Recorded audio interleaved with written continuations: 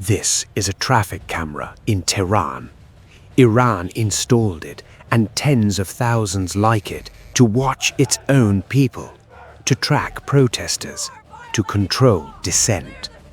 For years, every image this camera captured was being transmitted to servers in Israel.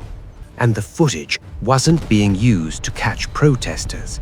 It was being used to find the exact location of the most protected man on earth, Iran's supreme leader, Ali Khamenei, down to the precise parking spot of his bodyguards on a Saturday morning. Welcome to Grand Structures. Today, the greatest intelligence operation in modern history, run through a traffic camera. For 25 years, targeting Iran's supreme leader was considered the one operation Israel could not execute, not because of lack of willingness, because of a fundamental intelligence problem. You cannot strike what you cannot find. Khamenei was not a fixed target. He moved between multiple residences constantly. He used decoy convoys, identical vehicles, multiple routes simultaneously. He went completely electronically silent for days at a time. No calls, no signals, nothing.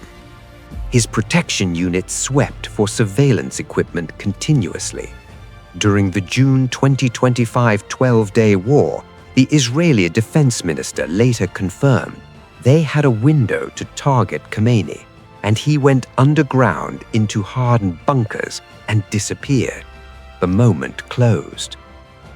Electronic signals can be silenced, phones can be turned off, but a city of 9 million people cannot stop moving. Traffic cannot stop, and movement, captured on camera, tells you everything. Who parks where, who arrives when, whose car appears before a secret meeting. You don't need a spy inside the building, you just need to watch the street outside it. The operation began in 2001. Then Prime Minister Sharon ordered Mossad to make Iran its primary intelligence priority. That was 25 years before the strike, a quarter century of preparation. Part of that preparation was one of the most audacious cyber operations ever executed. From 2009 onwards, Iran massively expanded its CCTV network across Tehran to monitor waves of internal protests. More protests, more cameras. By the early 2020s, tens of thousands of surveillance cameras covering virtually every major intersection, government building approach, and key road in the city. Iran installed them to watch its people. Israel hacked them to watch its enemy.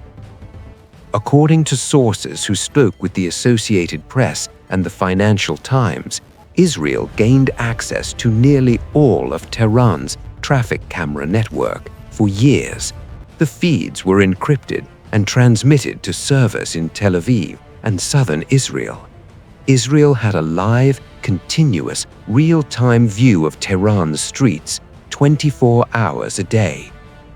And Iran knew. In 2021, their own opposition groups hacked the prison camera network publicly. Senior Iranian politicians warned that the camera system had been compromised by Israel and posed a national security threat. The cameras stayed up, the footage kept flowing to Israel. One camera proved especially valuable.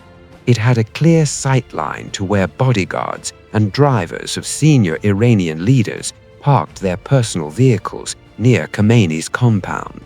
Algorithms helped provide information, including people's addresses, routes they took to work, and who protected them. Unknowingly, Iran's surveillance state was generating the most detailed intelligence profile ever compiled on a living head of state. Cameras give you images. Intelligence requires meaning. And turning thousands of hours of Tehran traffic footage into a precise location for the world's most protected man required something that didn't fully exist when this operation began. AI that could see patterns invisible to any human analyst. Israel built a system where intelligence went in, visual, human, signals, intercepted communications, satellite imagery, and a 14-digit grid coordinate came out. The exact location of a specific human being at a specific time. The AI built what intelligence agencies call a pattern of life. Every bodyguard's home address, every driver's daily route to work, which guards appeared together before major events, how the compound's security posture changed before Khamenei arrived. The system learned the rhythm of his entire existence, so precisely that a single deviation from normal became instantly visible. An Israeli intelligence official described it to the Financial Times with one line: "We knew Tehran like we know Jerusalem. And when you know a place as well as you know the street you grew up on, you notice a single thing that's out of place." On the morning of February 28, 2026, the CIA confirmed what the pattern of life data had been suggesting. Khamenei and his top military and security leadership would all be at the compound simultaneously, a rare gathering, an unrepeatable window. But Israel had one final engineering problem. Even with Khamenei located, one phone call could still save him. So Israel didn't just fire missiles.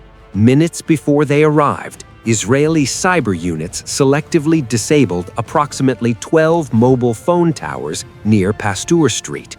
On the day of the attack, Israel disrupted cellular service on Pasteur Street so that those trying to reach the bodyguards and deliver possible warnings would receive busy signals. Not a deadline, a busy signal, completely normal, no indication anything was wrong. 30 missiles struck the compound. The man who had ruled Iran for 35 years, who had built the most elaborate personal security apparatus in the Middle East, was killed by intelligence gathered from the cameras his own government had installed to control his own people. The lesson of February 28 is not just about Israel. It is about every surveillance state on Earth. Iran built cameras to watch its people. Israel watched every single one.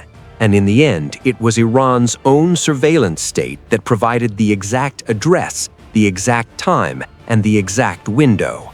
The most sophisticated assassination in history, enabled by a traffic camera. Here's what I want you to think about.